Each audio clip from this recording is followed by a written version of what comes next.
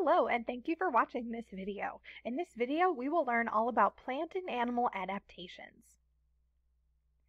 An adaptation is a noun. It is a thing. An adaptation is a characteristic of a living thing that allows it to survive and reproduce, or have babies and offspring, in its environment. But what is a characteristic? There are lots of synonyms of characteristic. It means a feature, or a quality, or a trait, or an attribute. In other words, it is a thing about an organism, like something about its body or something that it does that helps it fit in its environment. But where do these adaptations come from? Here's a picture of a little boy, and he has light skin, brown hair, and brown eyes. Those are characteristics of the boy. Where did those characteristics come from? Well, his parents, of course. His parents came together and made a baby.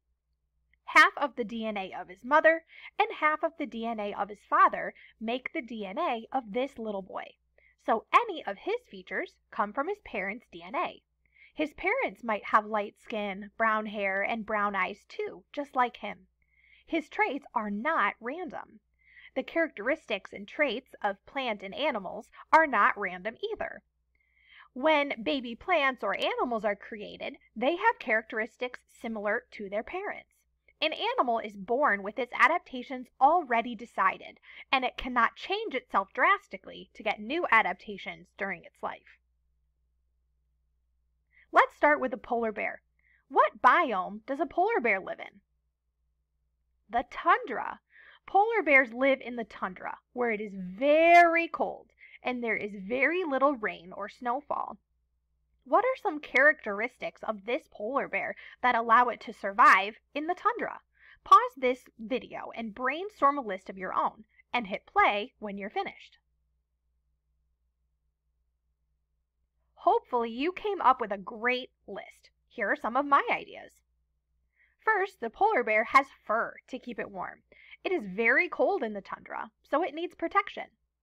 Also, its fur happens to be white, so that allows it to blend in with the snow and the ice. This allows it to hunt easier since its prey won't be as likely to see it. The polar bear also has a layer of fat to keep it warm. The polar bear also has large feet that are slightly webbed. These kind of serve as large paddles to help the polar bear easily swim through the water, and having large feet will also help the polar bear be less likely to fall through the thin ice. These are just a few adaptations of the polar bear that specifically help it to survive in the tundra, but not anywhere else.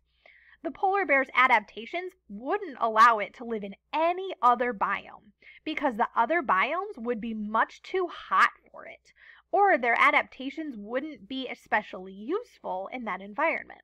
That's why you only see polar bears in the tundra.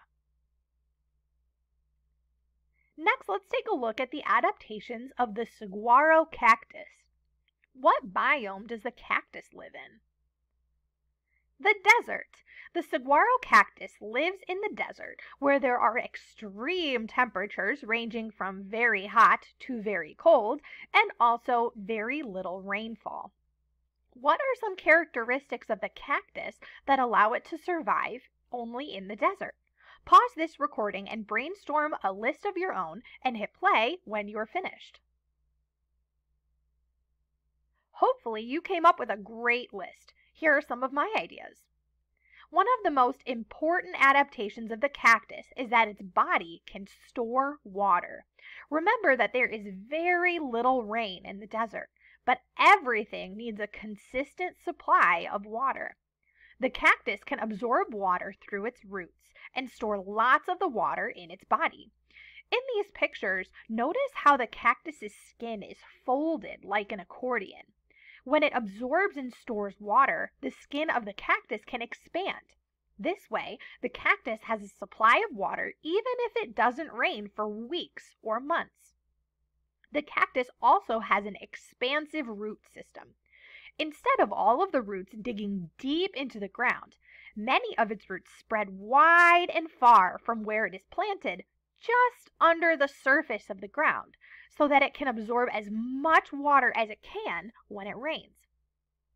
The waxy coating on the outside of a cactus also helps to prevent the loss of water from evaporation as it sits in the hot sun. The outside of many cacti, such as the Saguaro cactus, are also covered with sharp spines.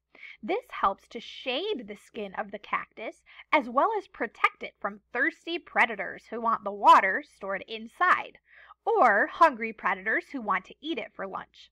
These are a few adaptations of the saguaro cactus that help it to survive in its environment.